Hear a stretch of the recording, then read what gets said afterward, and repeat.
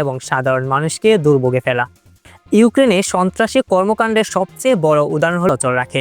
ইউক্রেনের লক্ষ্য ছিল এই লাইফলাইনের উপর আঘাত, কিন্তু রাশিয়ার দক্ষ প্রতিরক্ষা এবং তাৎক্ষণিক মেরামতের কারণে তারা ব্যর্থ হয়েছে।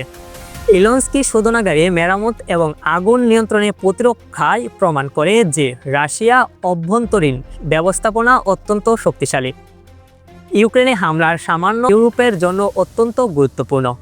ইউক্রেনের ড্রোন এবং মিসাইল হামলার চেষ্টায় ব্যর্থ হয়, কারণ রাশিয়ার বীর ফায়ারফাইটাররা তা দ্রুত নিয়ন্ত্রণে আনে, জ্বালানি নিরাপত্তাকেও ঝুঁকির মধ্যে ফেলে।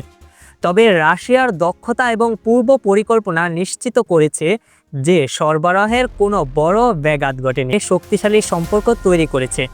পশ্চিমা নিষেধাজ্ঞার হুমকি সর্তুন বিশ্বব্যবস্থা তৈরির পথে এগিয়ে যাচ্ছে, যেখানে কোনো এক দেশ অন্য রাশিয়া ধীরে ধীরে বিজয়ের দিকে এগোচ্ছে। সাধারণ মানুষের জীবন